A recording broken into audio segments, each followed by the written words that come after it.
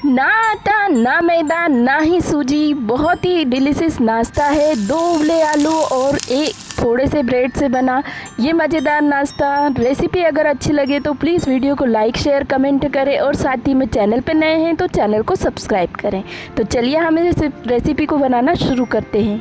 तो इसे बनाने के लिए हमने यहाँ पर 1 कटोरी भरकर के पोहा लिया है। पोहा ये नॉर्मल वाला है जिसे हम आमतौर पे पोहे बनाने के लिए यूज़ करते हैं। तो अब इस पोहे को हम अच्छे तरीके से धो करके साफ़ कर लेंगे, जिसमें जो भी डस्ट वगैरह है, धूल वगैरह है, वो साफ़ हो जाएगी।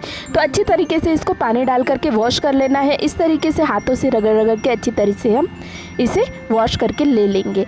और इस तरीके से धोने के साथ ही हमने इसे यहाँ पर इस तरीके से 1 से 2 पानी से और धो करके यहाँ पर ले लेना है। तो यहाँ पे इस पोहे को हमने यहाँ इस तरीके से धो करके ले लिया है। और अब इसमें यहाँ पर क्या करेंगे, हम थोड़ा सा इसमें पानी इस तरीके से डाल लेंगे ऊपर तक, और थोड़ा सा पानी में इसको डीप करके भीगने के लिए छोड़ देंगे। तो इस तरीके से पोहे को भीगने के लिए हमें छोड़ देना है। तो इसे छोड़ देंगे हम 15 मिनट के लिए इसी तरीके से। और यहाँ पर हम दूसरी तैयारी जब तक के लिए करके ले लेंगे। तो इस तरीके से पोहे को हमने डीप करके छोड़ दिया है पानी में, और पोहा भीग रहा है। तब तक यहाँ पर हम ले लेंगे 2 उबले आलू। तो इस तरीके से 2 उबले आलू को हमने छील करके ले लिया है। आलू को यहाँ पर ठंडा करके यूज़ करें, नाश्ते को बनाने के लिए उबाल लें और उसे अच्छे तरीके से रूम टेम्परेचर पर आने तक ठंडा होने दें। तो इस तरीके से आलू को हम मैश करके भी ले सकते हैं, लेकिन मैं यहाँ पे इस तरीके से छोटे वाले कद्दूकस करके यूज़ कर रही हूँ। इसको अच्छी तरीके से कद्दूकस करके ले रही हूँ, ताकि इसमें कोई लम्स या गुठली वगैरह नहीं बचेगा और नाश्ता अच्छी तरीके से बन करके तैयार होगा। तो इस तरीके से हमने दोनों आलू को यहाँ पर कद्दूकस करके ले लेना है। तो आलूओं को इस तरीके से कद्दूकस करने के बाद ही यहाँ पर क्या करेंगे, हम यहाँ पर इन्हें रखेंगे साइड में और यहाँ पर दूसरी तैयारी यहाँ पे करेंगे। तो यहाँ पर हमने यहाँ पर 4 मीडियम साइज़ वाले ब्रेड ले लिए हैं। इन ब्रेड को अब हमें क्या करना है, इन्हें तोड़ करके लेना है। तो यहाँ पे एक मिक्सर जार का हम यूज़ करेंगे इस तरीके से, और इसमें यहाँ पर रफली इस तरीके से ब्रेड के टुकड़े तोड़ करके डाल लेंगे। ब्रेड को इस तरीके से रफली ही तोड़ कर डालना है, क्योंकि हमें इसे ग्राइंड ही करना है। तो यहाँ पर इसका ढक्कन लगाकर इस तरीके से हम इसको ग्राइंड करके लाएंगे। तो इस तरीके से हमने ब्रेड को ग्राइंड कर लिया है और इसका इस तरीके से ब्रेड क्रम बन करके तैयार हो गया है। तो इसको हम एक प्लेट में निकाल लेंगे। तो बड़े बर्तन का यूज़ करें इसे निकालने के लिए, क्योंकि नाश्ता बनाने के लिए हमें आखिर में जो है वो आसानी होगी। तो इस तरीके से बड़ी सी प्लेट में हमें इसे निकाल करके ले लेना है और इस तरीके से इसको फैला लेना है चारों तरफ। तो हमारा ब्रेड क्रम्ब बन करके तैयार है। अब इसको भी हम साइड में रख लेंगे। अब जो यहाँ पर उबले आलू का बॉल जो हमने आलूओं को मैश करके लिया है, यानी कि कद्दूकस करके लिया है, उसको लेंगे यहाँ पर, और उस यहाँ पर बॉल में यहाँ पर हम दूसरी चीज़ें भी ऐड करके ले लेंगे। तो आलू के साथ ही यहाँ पर हमने 2 मीडियम साइज़ के प्याज लिए हैं। प्याज को इस तरीके से बारीक बारीक काट करके ले लिया है। तो प्याज को इस तरीके से इसमें ऐड कर लिया है हमने। और अब इसी के साथ यहाँ पर हमने 2 हरी मिर्चों को बारीक काट करके लिया है, उसको इस तरीके से डाल करके ले लेंगे। इसी के साथ यहाँ पे हरा धनिया पत्ती को बारीक काट कर लिया है, तो उसको भी इस तरीके से डाल लेंगे ऊपर से। अब साथ ही में मसाले हमने ऐड करने हैं इसमें। तो सबसे पहले यहाँ पर हम आधा चम्मच हल्दी पाउडर का यूज़ कर रहे हैं कलर के लिए अच्छे से नाश्ते में। और इसी के बाद यहाँ पर स्वाद अनुसार नमक डाल लेंगे, जिससे कि हमारे जो टेस्टी नाश्ता बनेगा, नमक आलू में अच्छी तरीके से मिक्स हो जाएगा इस तरीके से डालने से। और इसी के साथ अब और मसाले भी हमें इसमें डालने हैं। तो साथ ही में यहाँ पर हमने कुटी हुई लाल मिर्च का यूज़ किया है 1 चम्मच।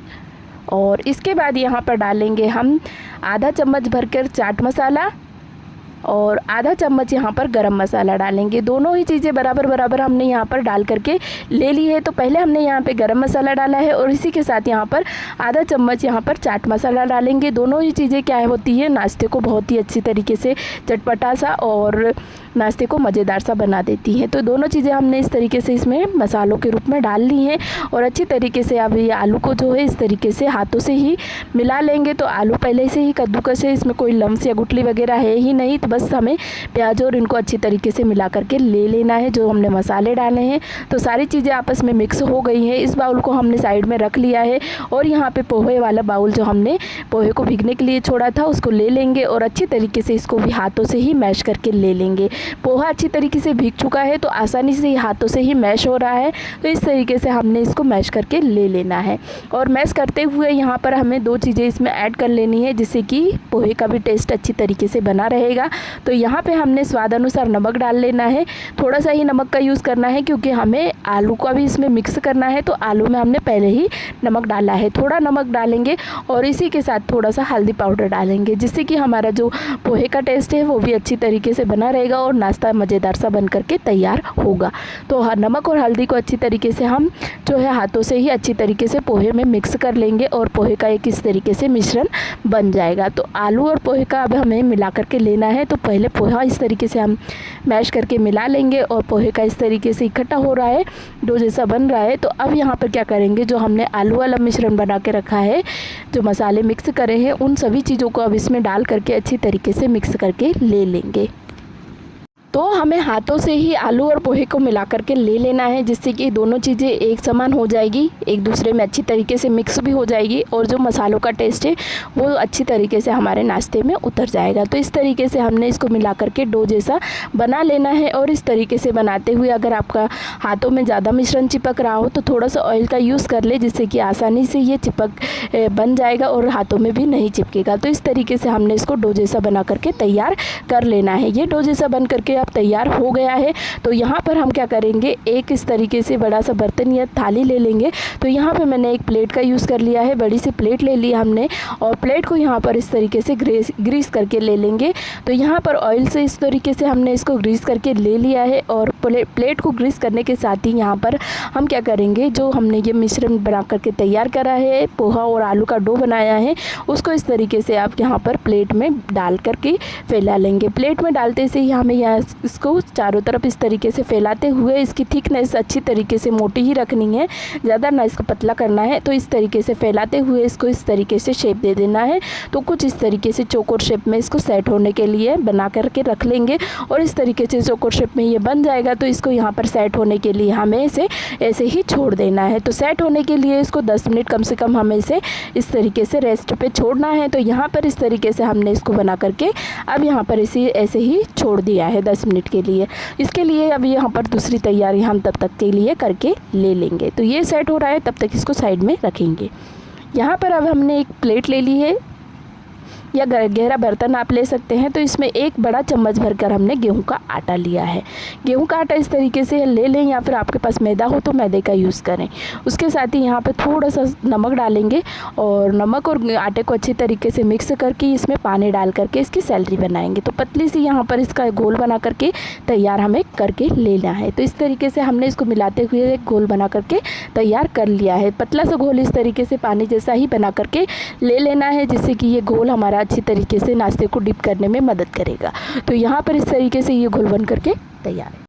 तो इस तरीके से ये पतला सा घोल हमारा बन करके तैयार है। इसको हम साइड में अब रख लेंगे। ये जो हमने नाश्ता सेट होने के लिए रखा है उसको अब लेंगे और इसको हमें यहाँ पर काट करके लेना है पीसेस में। तो यहाँ पे 2-2 उंगली की दूरी पे इस तरीके से इसको यहाँ पे स्टिक बना करके तैयार हमें कर लेना है। पहले इस तरीके से 2-2 उंगली की दूरी पे हमें यहाँ पर इसको कट लगा करके ले लेना है। सारे इस तरीके से कट हमने लगा करके ले लिए हैं। अब यहाँ पर प्लेट को इस तरीके से घुमा करके ले लेंगे और इनको इस तरीके से दूसरी बाजू इसकी इस तरीके से काट करके ले लेंगे। तो इस तरीके से ये पीसेस में कट जाएगा नाश्ता और इस तरीके से ये पीसेस में बन करके तैयार हो जाएगा। तो इस तरीके से हम निकाल करके इसको दिखा देंगे आपको। इस तरीके से ये देखिए नाश्ता यहाँ पर इन शेप में बन करके यहाँ पर तैयार हो गया है। तो इसी तरीके से हमने सारे को इस तरीके से पीसेस को निकाल लिया है। मज़ेदार सा नाश्ता है, 2 उबले आलू से ही बना है। ये देखिए इस तरीके से ये पीसेस में बन गया है और सारे पीसेस को अब इस तरीके से निकाल करके हमने ले लिया है। और निकाल के लेने के साथ ही यहाँ पर अब हमें अगली तैयारी करके ले लेने हैं। यहाँ पर अब जो हमने घोल बना करके लिया है उसको भी पास में ले लेंगे और इस तरीके से यहाँ पर घोल और जो ब्रेड क्रम्ब है सभी को ले लेंगे और यहाँ पर एक पीसेस को इस तरीके से घोल में डिप करना है। घोल में डिप करने के साथ ही यहाँ पर हम यहाँ पर ब्रेड क्रम्ब को इस तरीके से कोट करके ले लेंगे। चारों ओर से इस तरीके से नाश्ते को कोट करके ले लेंगे और कोट करके लेने के साथ ही एक नाश्ते को इसी तरीके से कोट करके ले लेना है। पहले घोल में डिप करना है, उसी के साथ यहाँ पे जो ब्रेड क्रम्ब है उस पर कोट करके इस तरीके से ले लेंगे। सारे नाश्ते को इसी तरीके से बना करके ले लेना है और अब यहाँ पर इनको फ्राई कर लेंगे हम। तो फ्राई करने के लिए गैस की ओर आ गए हैं और गैस पे यहाँ पर हम तेल को पहले ही गर्म होने रख लेंगे। तेल जैसे ही हमारा गर्म होने लगेगा, अच्छी तरीके से टेम्परेचर इसका गर्म लगेगा, तब यहाँ पर हमें यहाँ पर मीडियम तेल को गर्म रखना है। ज़्यादा ना गर्म करना है और ना ही इसको ज़्यादा ठंडे तेल में तलना है। तो इस तरीके से हमने इसे मीडियम गर्म कर लिया है और गैस को मीडियम फ्लेम पे रख कर ही एक एक नाश्ते को इस तरीके से तेल में छोड़ेंगे और इन्हें इस तरीके से एक एक को छोड़ करके यहाँ पर इन्हें फ्राई होने के लिए छोड़ेंगे। तो इस तरीके से हमने इनको लो टू मीडियम फ्लेम पे रखते हुए फ्राई करना है और फ्राई इस तरीके से इनको होने तक इन्हें टच नहीं करना है। जैसे ही ये थोड़ा सा फ्राई होकर ऊपर आने लगेंगे, हल्का हल्का दिल लगने लगेंगे, तब यहाँ पर इस तरीके से इनका कलर चेंज होने लगेगा। इनको पलटी करके ले लेंगे, पलट करके इनकी दूसरी बाजू को इसी तरीके से गोल्डन फ्राई होने तक फ्राई करेंगे। और इस तरीके से जब ये नाश्ता अच्छी तरीके से गोल्डन फ्राई दिखने लगेगा, तब इस नाश्ते को इस तरीके से हम निकाल करके ले लेंगे। नाश्ता एक एक से इस तरीके से हम निकाल करके इसका ऑयल थोड़ा सा निकलने दें। उसके बाद यहाँ पर इसको प्लेट में ट्रांसफ़र हम कर लेंगे। तो कुछ इस तरीके से हमने इनको प्लेट में निकाल करके ले लेना है। मज़ेदार सा ये नाश्ता बन करके मिनटों में ही तैयार हो जाता है। बस कुछ ही घर के सामान से बना ये नाश्ता है।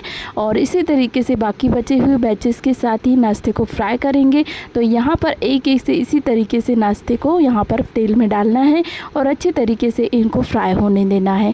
तो नाश्ते को इस तरीके से जब ये हल्के होकर अपने आप ऊपर आने लगेंगे, तब यहाँ पर इनको टच करना है। इससे पहले नाश्ते को यहाँ पर टच करके हमें इन्हें नहीं लेना है, ताकि इन नाश्ता टूटने का डर है, इसलिए इसको इस तरीके से फ्राई होने देंगे। और इसके बाद जैसे ही ये अपने आप ही फ्राई होकर कलर चेंज होने लगेगा इनका, तब इनको फ्राई करके पलट करके दूसरी ओर इनको फ्राई होने देंगे। तो इस तरीके से हमने इनको फ्राई कर लिया है। दूसरी वेज भी इसी तरीके से फ्राई हो गई है। इनको भी हम प्लेट में इसी तरीके से निकाल करके ले लेंगे। और बाकी बचे नाश्ते को भी एक ऐसे इसी तरीके से हमने फ्राई करके कुछ ले लिया है। तो इस तरीके से सारा नाश्ता यहाँ पर मेरा बन करके तैयार हो गया है। ये नाश्ता देखिए सारा गोल्डन फ्राई हो गया है और मज़ेदार सा दिख रहा है, खाने में भी उतना ही टेस्टी है। तो इस नाश्ते को किसी भी सॉस या चटनी के साथ आप ले सकते हैं, सर्व कर सकते हैं। समोसा कचौड़ी के टक्कर देने वाला ये नाश्ता बना है। तो इसी तरीके से हमने सारे नाश्ते को यहाँ पे फ्राई कर लिया है और ये नाश्ता देखिए इस तरीके से बन करके तैयार कुछ हो गया है। तो नाश्ते की नई रेसिपी अगर आपको अच्छी लगी हो तो प्लीज़ वीडियो को लाइक शेयर कर लीजिए। साथ ही मैं चैनल पर नए हो तो चैनल को सब्सक्राइब करके घंटे के बटन को भी प्रेस कर दीजिए, जिससे कि आने वाली रेसिपी की नोटिफिकेशन आपको मिलती रहे।